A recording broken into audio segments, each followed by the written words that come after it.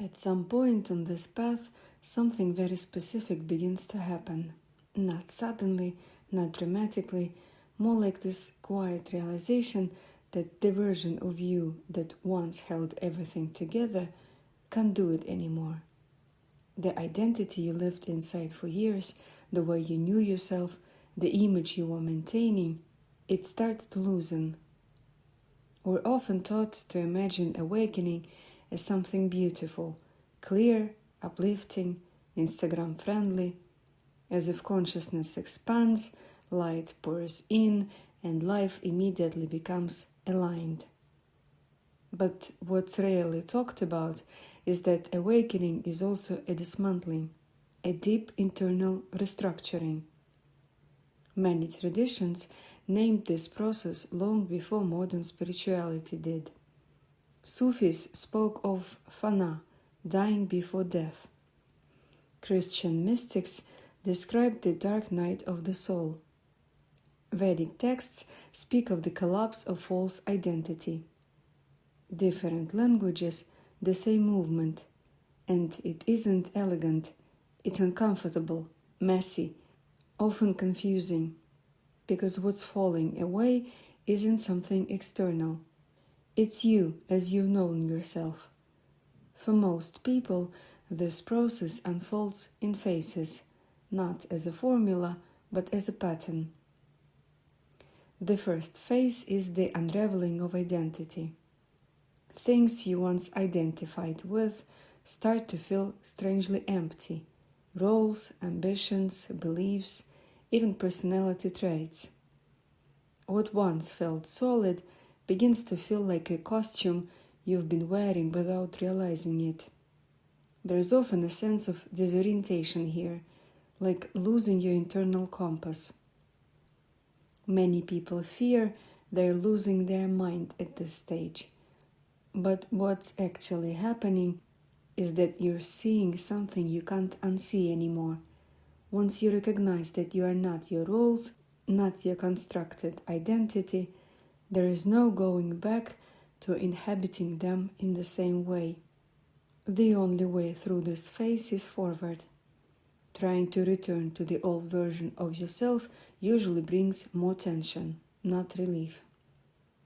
The second phase is emotional clearing. If you resist the temptation to rebuild the old self, something else begins to surface. Emotions, not the curated ones, not the manageable ones, but what's been stored, suppressed, unfelt. Grief, anger, fear, shame, sometimes all at once. This phase can feel overwhelming because emotional sensitivity increases while old coping mechanisms no longer work. But it isn't regression, it's integration. The nervous system is recalibrating, the heart is reopening, and presence becomes less conceptual and more embodied. You're no longer bypassing experience, you're inside it. The third phase is shifts in relationships. As your inner structure changes, your relationships can't remain untouched. Some connections grow quieter, some fall away, some reveal dynamics that were always there but unseen.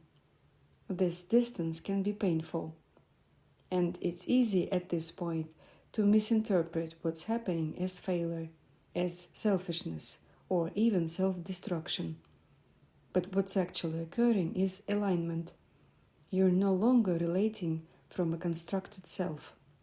And not every relationship survives that shift.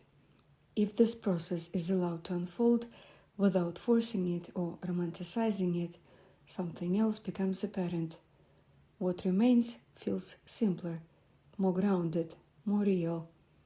There is less effort involved in being someone, less internal noise, a sense of being here without needing to define yourself so tightly.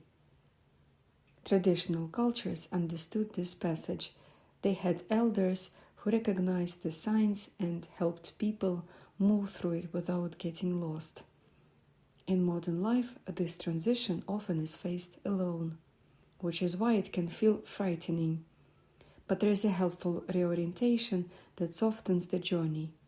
Instead of asking when this will be over or how do I get back to who I was, try asking yourself, what is this asking of me? What is being stripped away and why? Because this isn't about becoming someone better.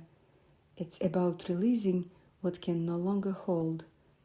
And what emerges on the other side isn't an upgraded identity. It's a quieter, more honest way of being here.